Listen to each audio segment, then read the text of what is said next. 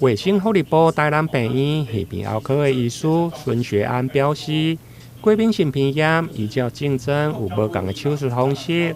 一種是下鼻甲黏膜的手術，一種是過敏神經的阻斷。下鼻甲黏膜的手術會當有效來改善疾病，但對着流鼻水、拍牙鬚的效果有限。而過敏神經的阻斷，毛分頂游的翼管神經，甲着下游的後鼻神經等，兩種的阻斷手術嘛各有優缺點。手術呢，就是如果針對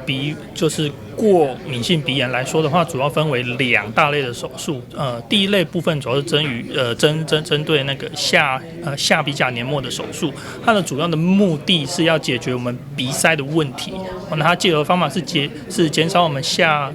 鼻甲的體積，來達到緩解鼻塞的功用。那另一類的手術是主要針對說就是流鼻水跟鼻涕倒流。那這部分的話會針對於這個就是鼻過敏的神經來做阻斷的手術。那阻斷的方式又可以細分為兩種，比較傳統的方式是針對翼管神經來做阻斷。那但是這個手術有一個主要的并發症，就是說常常會引發出乾眼症的狀況，因此病人的接受度沒有這麼高。那近期呢有提出一個新的方式，那阻斷的神經是